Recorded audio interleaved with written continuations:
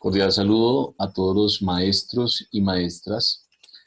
Les comento que vamos a empezar con nuestro taller de profundización del lenguaje frente a esos niveles de lectura.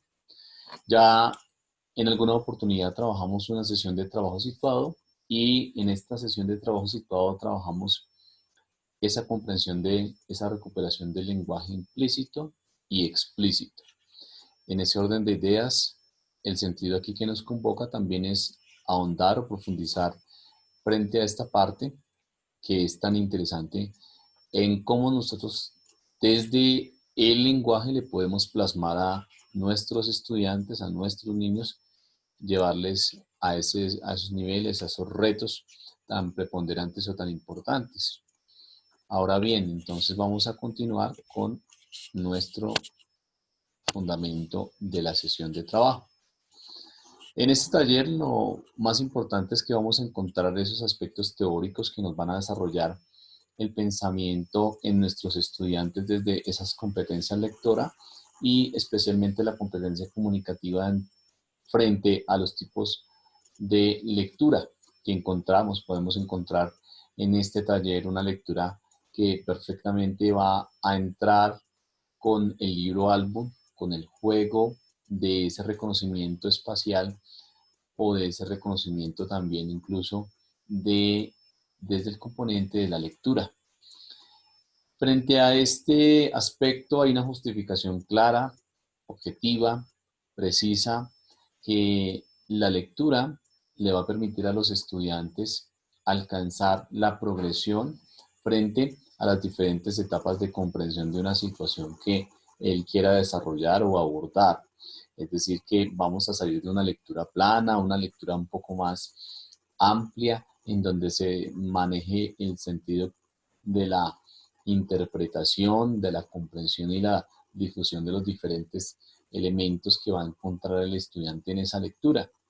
Ahora bien, vamos a hablar de unos objetivos específicos que son supremamente valiosos y es el reconocer esos conceptos de la comprensión lectora que ya lo habíamos abordado en alguna oportunidad y que ahora vamos a hacer un énfasis preponderante para lograr comprender cómo es que podemos integrar esos niveles de lectura en esas diferentes fases o estrategias. Y asimismo nos vamos a devolver para profundizar en los elementos teóricos, esos elementos teóricos que nos van a llevar al reconocimiento de esa lectura en los tres niveles importantes que cada uno de los maestros va a destacar con sus estudiantes. Ya logramos pasar de una lectura implícita y explícita y ahora vamos a abordar también ese nivel crítico. Frente al trabajo de las estrategias de recuperación de la información, lo encontramos en los libros que proporciona el Ministerio de Educación Nacional, denominado Entre Textos. Sin más preámbulos, vamos a iniciar nuestro recorrido, nuestra aventura de aprendizaje.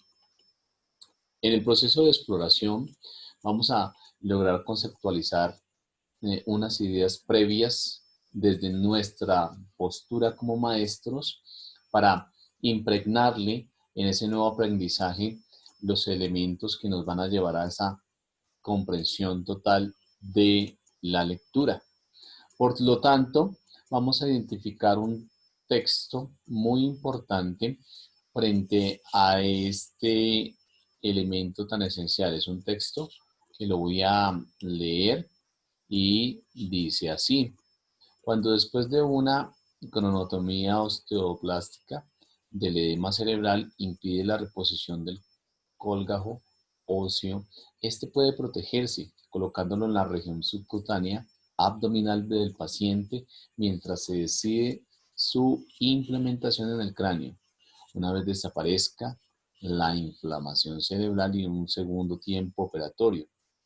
La cranotomía o osteoclástica es usualmente practicada en pacientes con fracturas deprimidas. Como podemos ver, es un texto un poco complejo, un poco fuera del contexto que tenemos nosotros quizás frente a una situación de un estudiante, y es un texto con una poca información frente a lo que podríamos desarrollar, porque es muy explícito frente a lo que está desarrollando la anatomía, pero también el lenguaje es un poco más complejo. Y ahí es donde vamos a entender que la multiplicidad de los textos debe ser lo más aterrizada posible al lenguaje de los niños.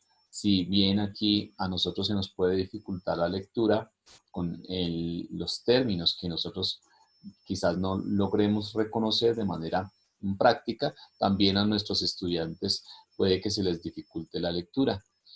Es ahí en el cual nosotros tenemos que reconocer ese detonante que puede ser una palabra o lo tedioso que puede ser también al leer.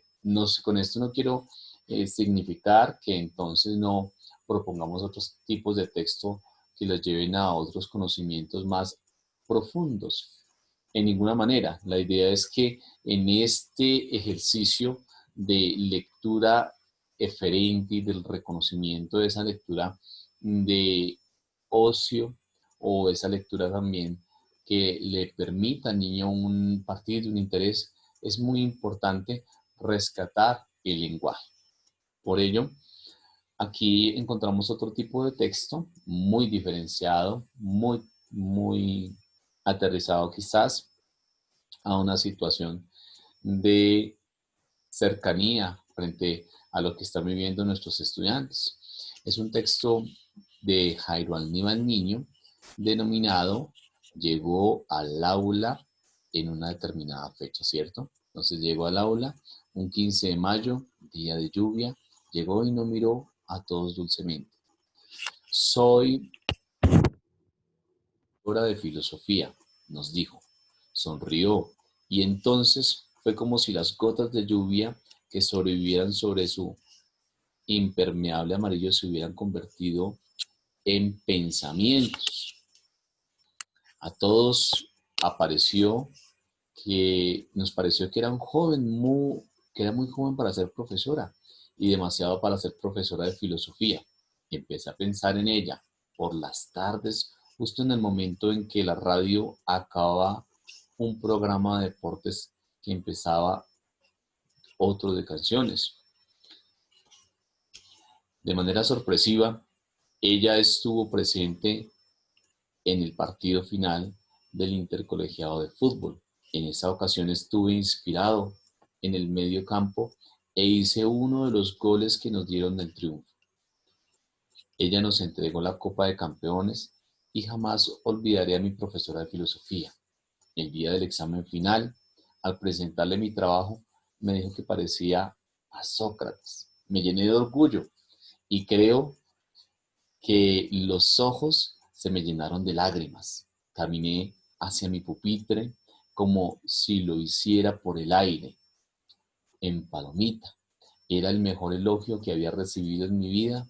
Yo, parecido a Sócrates, el gran jugador del fútbol, del Corinthians, Sócrates de Souza Vieira Oliveira, el inolvidable mediocampista de la selección Brasil. Es un texto muy profundo porque en el texto vamos a encontrar las tres formas en que el lenguaje se puede determinar o desarrollar, como el nivel inferencial y el nivel literal, pero si lo pudiésemos llevar a un nivel propositivo, crítico y también a un nivel de identificación y de relación con el medio, podríamos encontrar seguramente elementos importantes. Vamos a mirar el por qué estos tipos de textos se van acercando, se van familiarizando a los estudiantes de una manera más práctica, y es que el estudiante va a hacer relaciones de su contexto. La motivación, por ejemplo, de encontrar una situación específica que le está aconteciendo al estudiante, que lo llena de orgullo y que le permite tener un alcance de logro y una generación de ideas frente a lo que está leyendo. Entonces, para esto es esencial que tengamos en cuenta siempre partir de una situación que sea más cercana a los estudiantes. Algunos leyeron el texto, ¿cierto? a otros se les facilitó o se les dificultó la comprensión. Quizás los estudiantes estuvieron dialogando entre sí para comprender aquello que enriqueciera la lectura, o quizás se sintieron porque no pudieron comprender el texto inicial. Si les propusiéramos estos dos tipos de texto, haciendo un sondeo, unos estudiantes elegirían quizás el último y muy pocos el primero. Y estas conclusiones se pueden experimentar y se pueden obtener de la derivación de los intereses de los estudiantes. Cuando nos acercamos a los ejercicios de lectoescritura, de estos ejercicios depende que sean muy productivos y muy interesantes e enriquecedores frente al trabajo que hacen nuestros estudiantes. Por ello es aquí valioso, es vital que encontremos muchos elementos que nos permitan recoger de primera mano esos textos que les gustaría a los estudiantes leer. Vamos de otro contexto a identificar esas barreras que se presentan frente a la comprensión lectora cuando un estudiante se le dificulta por su contexto. Lo que decíamos, puede que el lector esté en ese plano de la identificación de esos elementos iniciales, pero que el lenguaje que quizás le es familiar podría construirle esas situaciones reales de comunicación y de resignificación de la comprensión lectora. Y todo esto obedece a que hay unas reglas internas en nuestro componente de identificación cuando estamos leyendo. Ese componente sintáctico y pragmático en el cual el estudiante va haciendo abstracciones de la lectura y también va haciendo una profundización y un reconocimiento entre esos diálogos que se presentan o entre esas diferentes situaciones que nos manifiestan los textos. Por ello, como lo decíamos, que el lector adquiere un sentido activo frente a ese proceso, pues aquí en esta situación particular le vamos a dar como la comprensión completa frente a cómo podría desarrollar una habilidad de pensamiento. Vamos a continuar. Entonces, ya hemos logrado hacer un primer ejercicio de reconocimiento de esos niveles de lectura a través de los tiempos. Hicimos una caracterización, una recuperación de esos niveles de información a partir de las pruebas de fluidez y comprensión lectora. Encontramos que nuestros estudiantes están clasificados, podría decirse, o encontramos un primer diagnóstico frente a esos niveles de lectura. Y a medida que va pasando el tiempo, nos hemos dado cuenta que ya los estudiantes la lectura les ha sido muy familiar y ya algunos maestros hemos reconocido que debemos darle un poco mayor de complejidad para que llegue a unos niveles de lectura superior.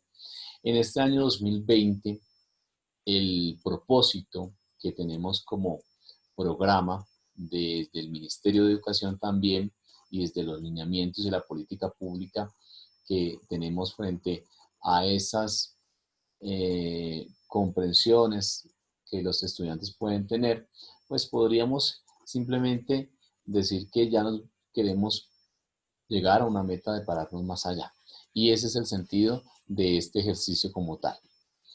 En esta etapa de la estructuración de la sesión, en la cual vamos a identificar unos elementos a partir de la lectura de imágenes, el desarrollo de la competencia a partir de unos referentes curriculares, pero también unos referentes desde la situación intertextual. Entonces, vamos aquí a observar en este sentido dos imágenes. La imagen de la derecha corresponde a un autor que se llama, muy importante, que se llama René Magritte. René Magritte, este autor, o Magritte, en otros le conocen o le denominan hay diferentes formas de pronunciación frente al autor. Este importante autor nos va a expresar mediante dos imágenes, la cual una se denomina los dos misterios y la segunda se denomina la leyenda de los siglos. En la primera, Magritte relaciona el surrealismo. Es una imagen que para el autor no evoca una pipa, pero para las personas que la leen de manera simple va a evocar una pipa. El autor quizás quiso resaltar mediante esta obra de arte la concepción surrealista, la concepción en la cual el subconsciente y la interpretación provoca mediante las imágenes aquellas formas de cambiar la realidad y de transformarla a través de la observación y de ser hipersensivo frente a ese entorno que encuentra el estudiante. Entonces René Magritte lo que hace es que en ese cuadro, en esa pintura, retrata una situación, pero la pipa no es el eje fundamental de esa comprensión. Él quiere que los que leen esa imagen, los que ven ese cuadro, identifiquen lo que seguramente estaba pasando para esa época o para ese contexto. Y los factores que pueden determinar el cambio o la percepción de esa imagen. Entonces, para este autor surrealista hay una forma importante de dependencia, hay una forma de esos sueños oníricos en los cuales el dadaísmo y otras formas de expresión de la pintura y se involucraron para traer nuevos conceptos a esa forma de identificación visual que seguramente carecían muchas personas que tal vez veían la imagen tal cual, una pipa. Y entonces otros autores como Andrés Breton le da también un movimiento particular a ese, a ese automatismo que se estaba viviendo. Entonces, en esa imagen, en particularmente de la pipa, es que el autor empieza a reconocer los relatos, empieza a identificar lo que juega la interpretación frente a ese engaño inherente en el arte. Y estos artistas básicamente se identificaron también con los postulados de Freud, en el cual el ir más allá de esa situación real y evocar otras situaciones que tenían seguramente a partir de la identificación y la comprensión de los sueños, es que empiezan a surgir nuevas formas de comprensión del arte, de la pintura, de la música, del cine y de los diferentes enfoques frente a esa imagen o lo que se podía percibir. En la segunda imagen, la que se denomina la leyenda de los siglos, el lector puede encontrar básicamente dos sillas, una antiquísima de tiempos atrás y una silla quizás moderna, de la modernidad. Entonces, a simple vista, digamos que no tendría un fundamento más, pero ahí es donde empieza a jugar esa equivalencia de seguramente la ambigüedad, seguramente también la forma en cómo se puedan relacionar los contextos, lo que el estudiante puede encontrar, esa gran puerta que puede identificar, los colores, los matices, cada una de las formas, seguramente lo que se forma en la silla, en la parte superior. Entonces va el subconsciente a jugar una importante, podría ser una importante forma de comprensión. Y estas formas de comprensión son únicamente dadas si les ponemos una forma distinta de ver esa realidad, ¿sí? Entonces seguramente en estas dos imágenes el estudiante podrá alcanzar unos niveles de creatividad, de identificación de la imagen, de reconocimiento explícito e implícito, y también a nivel propositivo podrá establecer aquellos elementos que hacen parte del relato, y en ese relato podrá evocar o representar las formas artísticas oníricas o de sueños. Este proceso desde los lineamientos de la parte curricular ya lo habíamos abordado en la sesión de trabajo situado, y simplemente decíamos que eran tres factores importantes que jugaban cuando el autor se enfrentaba a un tipo de texto. Sin duda, aquí lo que vamos a resaltar es que esta actividad debe ser muy significativa para el estudiante y llevada a un contexto local. Ahora bien, esos reconocimientos de esa identificación de los textos nos permiten jugar con las ideas previas, el esquema de los textos. Para eso vamos a emplear un texto muy interesante que se llama Willy el Soñador.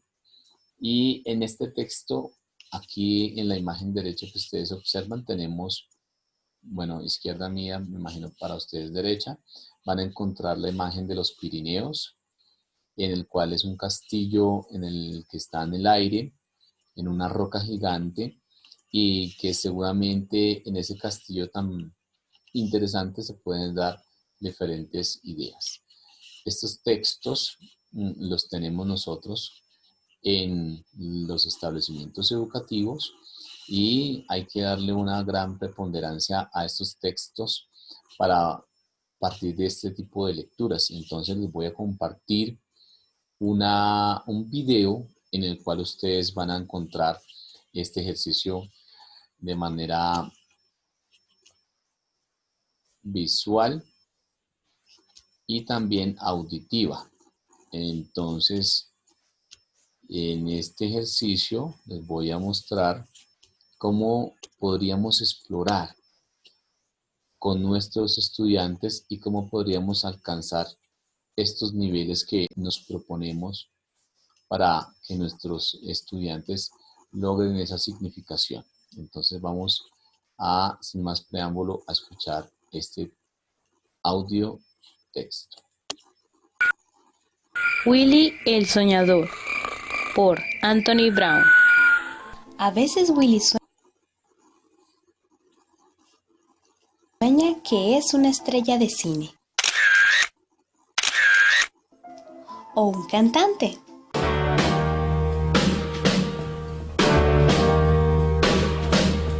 Un luchador de sumo.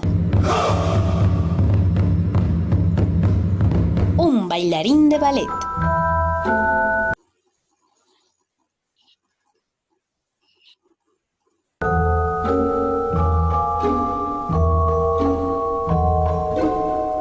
Willy sueña. A veces Willy sueña que es un pintor.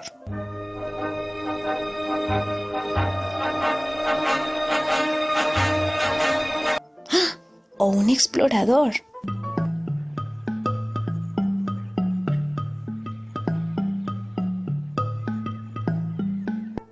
O un buzo.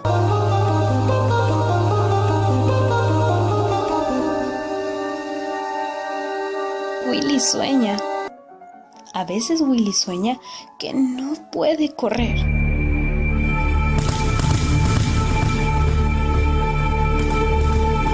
Pero puede volar.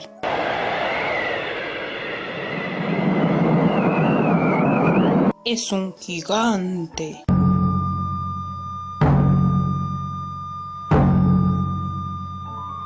O es pequeñito.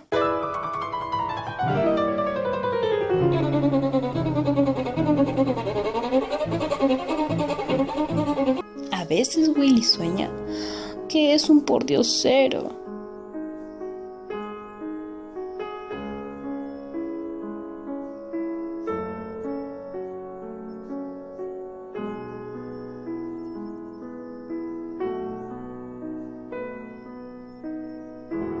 o un rey.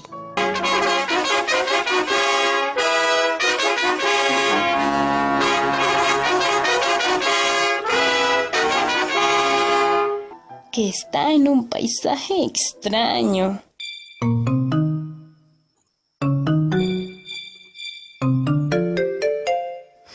Willy sueña.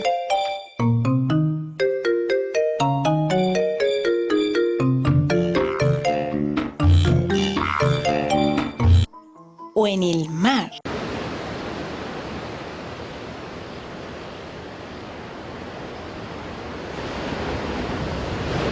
A veces Willy sueña con monstruos feroces.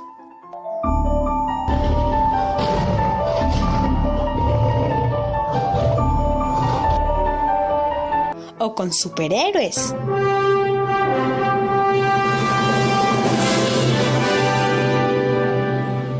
Sueña con el pasado.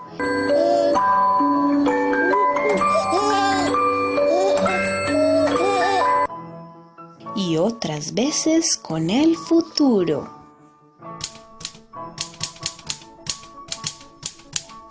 Willy sueña. Que es un escritor como Anthony Brown. Cuéntame, ¿y tú qué sueñas? Bien, con este tipo de ejercicio, los maestros y los niños lograrán compenetrarse para pensar en lo que puede soñar Willy. Y aquí siguen destacándose elementos del surrealismo, siguen destacándose elementos de esa vinculación con la cual pueden jugar las imágenes un papel fundamental para procesos de memoria, recordar, identificar, clasificar, jerarquizar la información, ir a partir de preguntas que nos generen la predicción, nos generen la conjetura, nos permitan lograr rescatar aquellos elementos que el texto visual tiene. Por lo tanto, miremos la imagen tan esencial. Vamos a mirar la imagen tan esencial que nos va a permitir recobrar el sentido de ese texto. Entonces, hay unas diferentes manifestaciones que el individuo puede resignificar al interior cuando identifica esa imagen. ¿Con qué información puede interactuar? ¿Con cuál puede navegar? Pero también buscarle sentido. Encontrar en ese lenguaje no verbal o en el lenguaje verbal las formas de comunicación más simples, las formas de creación, las formas en las cuales los estudiantes de una manera sólida puedan expresar su mundo desde una visión y una comprensión total o una comprensión fragmentada, como el estudiante lo desea hacer. Y a partir de los estándares logramos esa forma de comprender el mundo y transformarlo. Los distintos escenarios que le podemos dar a partir del reconocimiento de ese proceso de comprensión y tejido textual. Por tal esencia, aquí encontramos una diversidad textual con una intención comunicativa clara, con unas formas de acercamiento puntuales, con unas características que le permiten al lector generar esas hipótesis de sentido, generar esas formas de interpretación, llegar a una recopilación de la información y tener una actitud crítica cuando le dice, ¿y tú qué piensas que es Willy? Entonces, Willy el soñador nos puede indicar que lo podemos trabajar en diferentes etapas, desde la comprensión básica hasta la complejidad, ¿cierto? Depende el grado que el maestro o la maestra quiera emplear. Por lo tanto, encontrar en estos textos un carácter enriquecedor y un carácter que emana cada uno de estos textos es muy grato para uno como maestro, para poder destacar en nuestros estudiantes esa esencia de esa comprensión lectora a nivel global y la recuperación de ese aprendizaje. Observemos las imágenes, cómo podríamos recrear con cada uno de nuestros estudiantes, aventurándonos a explorar, llevándonos a un mundo de colores, de la imaginación, de una parte citadina en medio de la selva, y unas formas de reconocimiento de los animales a partir de sus características vivas, pero también a partir de sus características de lo posible, de lo imposible y de lo no pensado. Seguramente cada uno de nuestros niños tejerá una historia completamente diferente y le permitirá aún más expresar de manera verbal, que es lo importante. No siempre recordemos que la lectura es un texto. Recordemos que la lectura también es una forma de comprender la naturaleza en sí misma de las imágenes. La vinculación en sí misma de un texto icónico. Por lo tanto, cada vez que nos aventuramos con este tipo de imágenes, vamos haciendo un reconocimiento de la lectura denotativa, de la lectura en la cual logramos identificar o ajustar esos términos que encontramos, haciendo esa relación semiótica, pero le damos una mirada más profunda cuando quizás le impregnamos fuera de la realidad, ¿cierto? Y esta parte se conoce como una, una comprensión del todo a partir de ese hipercampo que el estudiante puede encontrar y que nosotros como maestros le podremos brindar. Esa, sin lugar a dudas, es una de las grandes formas de transformar y de vincular los aspectos semióticos en un contexto determinado. Y que el mismo estudiante identifique en esos aspectos semióticos cada uno de los propósitos del texto. Por lo tanto, es esencial que en ese reconocimiento de ideas previas se puedan relacionar a través de las palabras que pueden estar escritas en el texto, como lo determinábamos en la imagen anterior, que solamente había un explorador, o con palabras más profundas que quizás el estudiante pueda contar.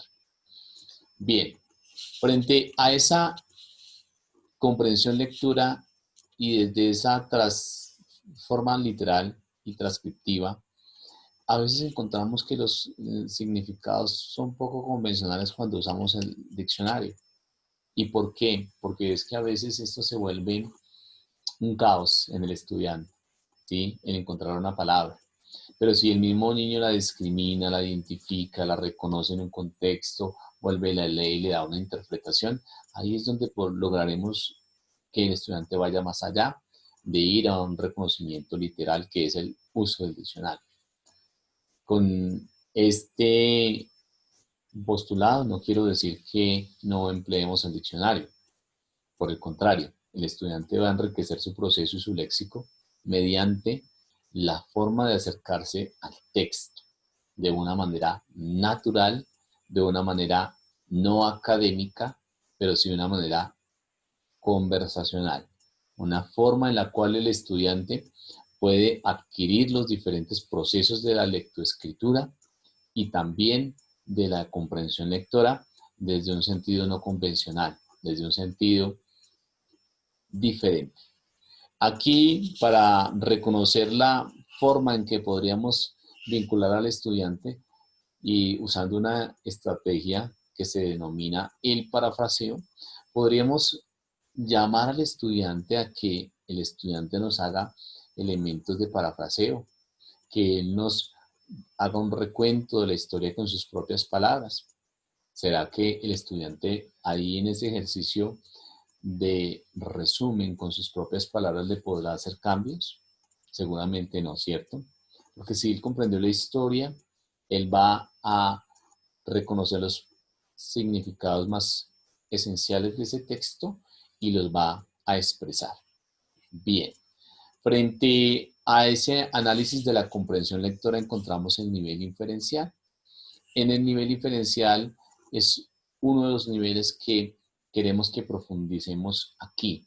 En la sesión de trabajo situado vimos una forma general del nivel literal, pero aquí ya vamos a encontrar que el estudiante puede hacer una comprensión global del texto, reconocer la temática, identificar la postura del autor, reconocer los ejercicios de temporalización en donde se encuentra el texto, seguramente qué implicaciones tiene, qué causas se dan en el texto, puede reagrupar, puede hacer ejercicios de relaciones lógicas, de comprensión de esos ejes temáticos de cada uno de los párrafos, le podríamos entregar un texto fragmentado, podríamos aquí encontrar que el estudiante se puede acercar a él desde una forma más específica. Entonces, miremos que tenemos muchas garantías para poderle hacer que ese nivel de lectura inferencial sea amplia, sea profunda, sea cada vez más llevada a un pensamiento complejo. Y en medio de la complejidad, el estudiante va a hacer procesos de metacognición para tener en cuenta el reconocimiento de cada uno de sus niveles. En el nivel intertextual, que es nuestra última escala en la pirámide, vamos a encontrar cómo el lector se posiciona, cómo el lector quizás va a extraer esa información para hacer conjeturas y tener un pensamiento propio frente a lo que manifiesta, a lo que dice, a esa intención comunicativa, a esa ideología que presenta el autor, a esa forma en que comprende los enunciados, quizás cómo lo relaciona con otros textos, cómo lo encontró al inicio y cómo al final empezó a desdibujarlo o cómo hizo una reconstrucción de ese texto. Entonces miremos las múltiples formas de acercarse por parte del estudiante. Miremos este texto tan esencial que se llama del rigor en la ciencia y vamos a mirar por qué Jorge Luis Borges nos presenta este tipo de texto y qué podríamos concluir principalmente con este tipo de texto. Dice, en aquel imperio, el arte de la cartografía, lograr tal perfección que el mapa de una sola provincia ocupa toda una ciudad. El mapa del imperio, toda una provincia. Con el tiempo, esos mapas desmesurados no satisfacieron y los colegios de cartógrafos levantaron un mapa del imperio que tenía un tamaño del imperio y conducía puntualmente con él. Menos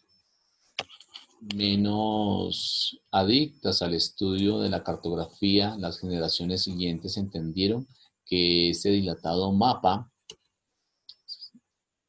era inútil y no sin impiedad entregaron a las inclemencias del sol y los inviernos. En los desiertos del oeste perduraron desplazadas ruinas del mapa habitadas por animales y por mendigos. En todo el país no hay otra reliquia de las disciplinas geográficas. Y este es un texto, como les digo, de Jorge Luis Borges.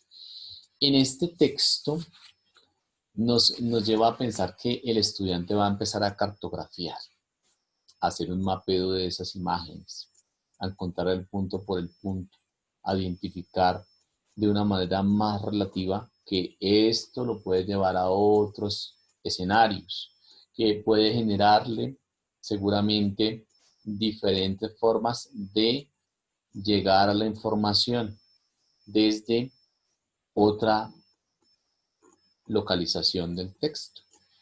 Bien. Frente a esa estrategia, entonces encontramos que hay una información inicial, que son las estrategias antes, durante y después. Cada una de las estrategias, según Sole, la va relacionando el estudiante mismo. Puede que tenga un interlocutor o puede que no, puede que el maestro esté allí o puede que no, puede que el saber previo incida de una manera amplia para acercarse al texto y para generar una dinámica de motivación, o puede que finalmente lo distancie. Depende cómo se lleve a cabo ese tipo de lectura. Si en las actividades durante, allí es necesario que el estudiante seguramente empiece a intercambiar las opiniones y conocimientos para que su función no sea única, para que sea enriquecida por otros, para que a través de los roles de pensamiento y de los estudiantes se puedan generar formas de familiarizarse, formas de acercarse a ese texto de una manera más enriquecida y también compenetrada desde lo social, compenetrada desde el contexto y compenetrada desde las formas en las cuales puede compartir esa información. Y en las actividades después, el estudiante ya tiene una forma de ese acercamiento a la realidad, de esa forma interpsicológica en la cual empieza a hacer uso del lenguaje y empieza a tener también elementos de metacognición, de reconocimiento de sus propias formas en que comprendió la actividad o en que le tocó volver a releer el texto o a encontrar ciertos elementos implícitos o explícitos del texto para llegar a un nivel más profundo de comprensión.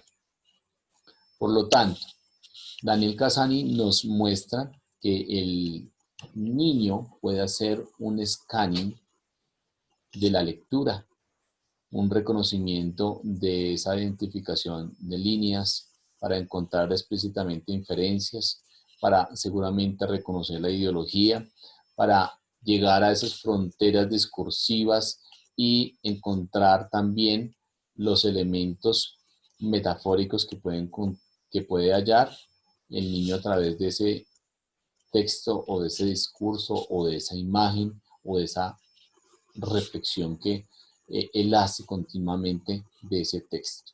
Y es que ese leer entre líneas le va a permitir al estudiante hacer un proceso de referenciación, no solamente desde el ámbito literal y del conocimiento que tiene el estudiante a nivel del significado, sino más allá de una situación, por decirlo así, de encontrar doble sentido, de encontrar un más allá.